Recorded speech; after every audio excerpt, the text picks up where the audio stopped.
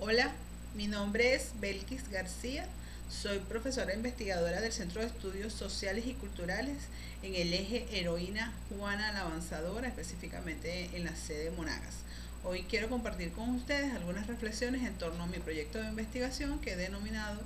Bloqueo, Pandemia y Poder Popular, estrategias de organización social desde la articulación universidad-comunidad.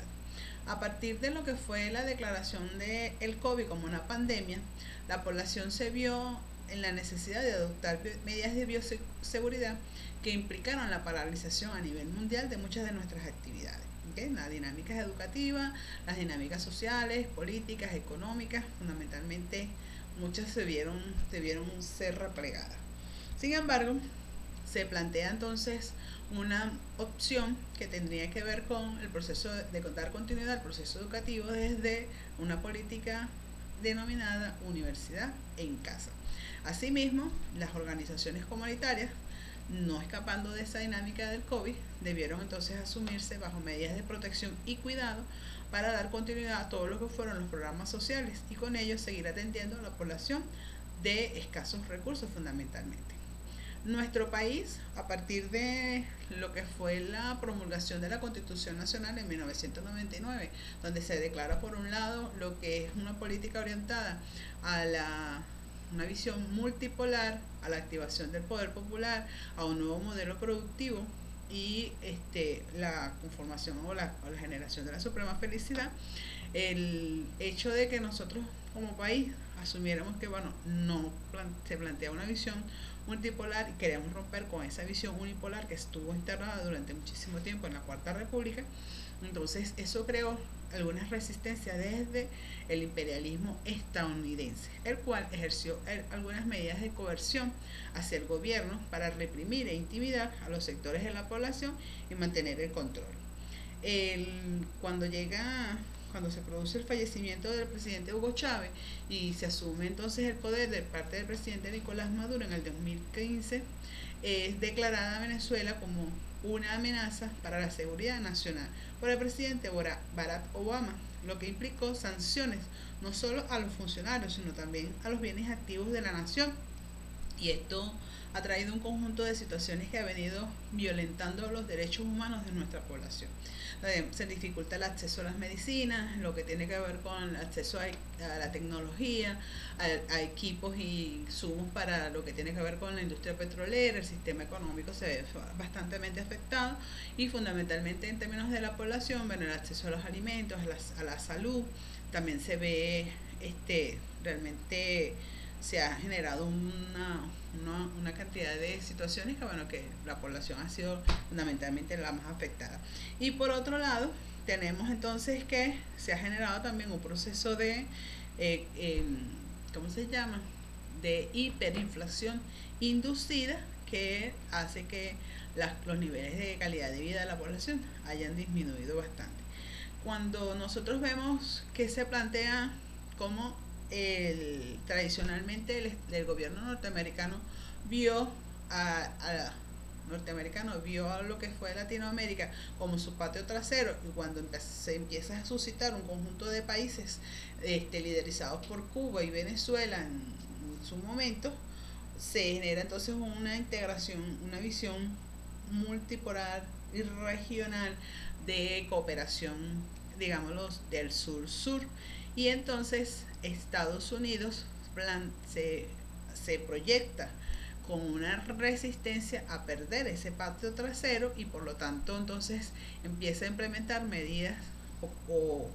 acciones coercitivas para garantizar la permanencia de Venezuela o subordinar el gobierno venezolano a todo lo que es la dinámica estadounidense al servicio de bueno, seguir proveyendo lo que son los insumos para su economía. ¿Ya? Entonces, bueno, en términos concretos, en ese periodo se plantean la integración regional a través del ALBA, Mercosur, UNASUR, CELAC, Petrocaribe, un conjunto de organizaciones que estaban buscando lo que era la integración latinoamericana. Sin embargo, bueno, como todos sabemos o como hemos podido tener la oportunidad de debatir, discutir, se produce un repunte un poco de lo que fue la derecha y en vista de que Estados Unidos, como una bestia herida, está golpeando en todas direcciones, pues su patio trasero no puede permitirse perderlo, por cuanto representa perder su fuente de suministro de materia prima y además su visión de poder frente al resto del mundo. ¿Okay? Entonces, bueno, ahí se plantean todo lo que es una nueva reorganización del sistema mundo. ¿Ya? Desde las epistemologías del sur, planteada fundamentalmente como lo se visualiza desde Frantz Fanon, Boaventura de Sousa Santos, la violencia del colonialismo y el patriarcado ha buscado por todos los medios sustentar prácticas de poder que no reconocen la existencia del otro, imponiendo prácticas culturales, políticas, económicas y sociales destructoras con tal de seguir ostentando el poder. Bueno, ahí vemos un poco lo que es la visión de dominación de los Estados Unidos. Sin embargo, desde esa visión de las epistemologías del sur, bueno, tenemos otra cara donde es el reconocimiento del otro. Ese otro, ¿quién es? En el caso nuestro, o específicamente lo que queremos conversar hoy, tiene que ver con el poder popular y todo lo que es la nueva visión de la universidad y el reconocimiento del poder co-creador de los pueblos, ¿ya? Entonces, tradicionalmente se veía las universidades como un escalafón educativo de más alto estandarte. Sin embargo, con el gobierno bolivariano, bueno, encontramos un conjunto de universidades que se plantean al servicio del pueblo, entre ellos la Universidad Bolivariana de Venezuela, la cual a través de la Unidad Básica Integradora Proyecto y desde esa nueva visión de proyecto pensado en lo territorial, fundamentalmente veníamos trabajando lo territorial desde la parroquia, cuando se presenta lo de la dinámica de la pandemia, donde nuestros estudiantes, no solo los profesores, sino que también todos nuestros estudiantes deben desarrollar su dinámica educativa desde los espacios comunitarios, digámoslo de alguna manera, y entonces, bueno, desde el punto de vista del proyecto, nosotros nos vinculamos fundamentalmente con lo que son las organizaciones comunitarias, llámese comité de salud, llámese consejo comunal, CLAD, comuna, para que pudiéramos dar continuidad a todo lo que son las políticas sobre políticas sociales. Entonces, la gente, a pesar de la pandemia, necesitaba comer, necesitaba atender sus requerimientos médicos y por lo tanto, además que entonces, cuando se da lo de la declaración de la pandemia, bueno, ya en algunos sectores, algunas personas, ya estaba incubándose lo que era el virus del COVID y por lo tanto necesitó que el grupo de profesionales, médicos, se abocara a atender desde las comunidades toda la detección de casos para de una vez poder controlar lo que fue lo que es todo el COVID, ¿ya?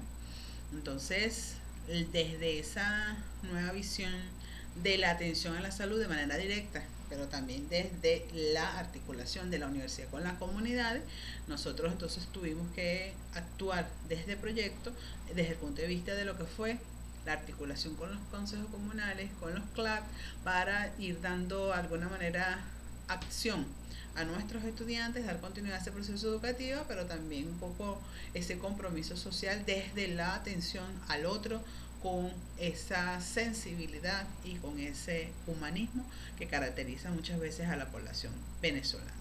Entonces, la organización comunitaria en tiempos de COVID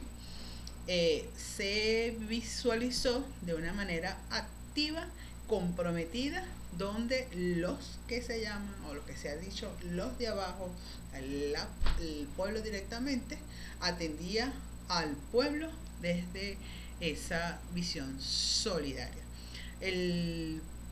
La política no se paralizó, hubo una permanente movilización de los líderes y lideresas de la comunidad, visitando casa por casa, haciendo los enlaces institucionales, captando los casos captando, aislando y atendiendo los casos de de presunto COVID y de los que efectivamente tenían COVID para que no se esparciera la enfermedad. Ese trabajo colectivo implicó un reconocimiento del otro desde esa notridad, desde esa solidaridad, desde ese compañerismo, desde ese amor hacia lo social, lo colectivo, bajo una identidad comunitaria como mecanismo de cuidado, atención, de producción y seguridad colectiva, tomando decisiones vinculadas y construidas desde una práctica, desde esas experiencias del día a día y de lo cotidiano. Y la Universidad Bolivariana de Venezuela fue en esencia desde esa territorialidad, ahora ya no vista desde el municipio, sino desde la propia comunidad o la comuna, actuó también en el acompañamiento como un elemento dinamizador y de formación para nuestros estudiantes que con las medidas de bioseguridad pudieran seguir teniendo de alguna manera ese abordaje de una complejidad motivada al COVID, ya de por sí que la dinámica social es compleja, y si adicionalmente le agregamos el componente de lo que fue lo que es la pandemia, bueno, entonces encontramos que la dinámica comunitaria, la dinámica social se complejiza un poco más, implicando entonces la recreación de acciones para garantizar la, eh, digamos, la atención en las comunidades. ¿Okay? Y entonces podemos ver que ese vínculo universidad, comunidad y Estado para lo que fue el abordaje de la pandemia y hacer frente a todo lo que fueron las políticas positivas que intentan impedir el proceso revolucionario, entonces encuentran en la población, en el poder popular, medidas y acciones de resistencia para garantizar lo que es la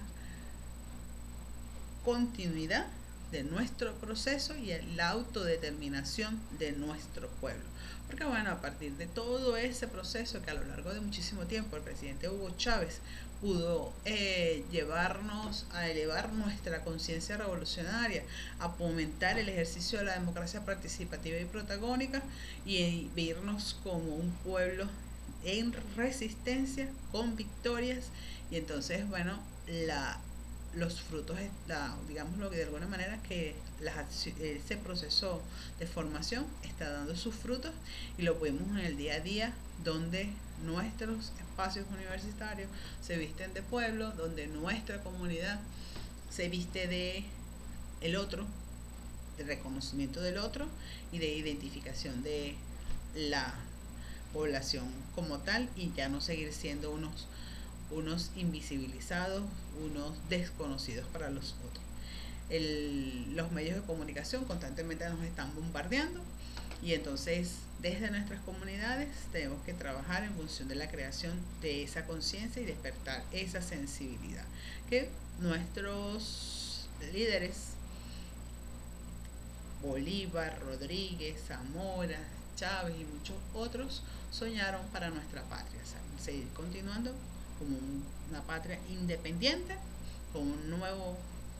rol de las organizaciones sociales y fundamentalmente una política orientada a despertar a los pueblos al pueblo venezolano y a los pueblos de América Latina y los desposeídos del mundo. Muchísimas gracias, estamos a su disposición.